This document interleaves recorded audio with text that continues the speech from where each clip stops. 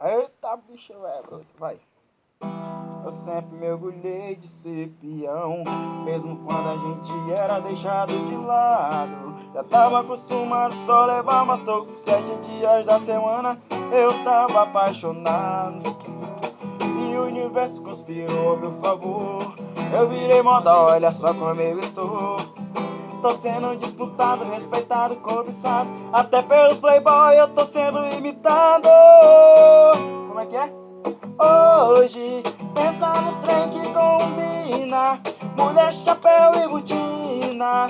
Olha eu aqui, fogando no cangote das meninas. Hoje, pensa no trem que combina, mulher, chapéu e botina. Olha eu aqui, fogando no cangote das meninas.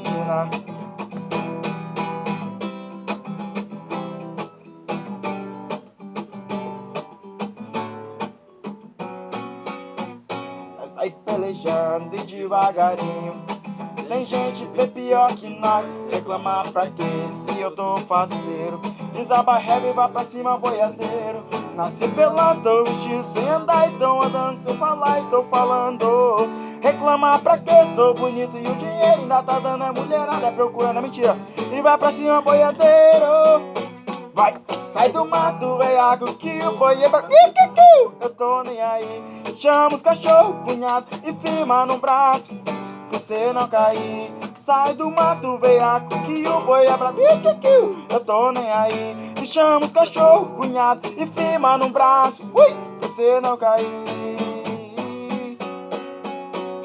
Calça apertada, bota longa, a camisa é da Haddad. Meu chapéu é americano, meu cavalo é manga larga, caminhonete rebaixada, o som ligado no 12. Olha nós aqui de novo.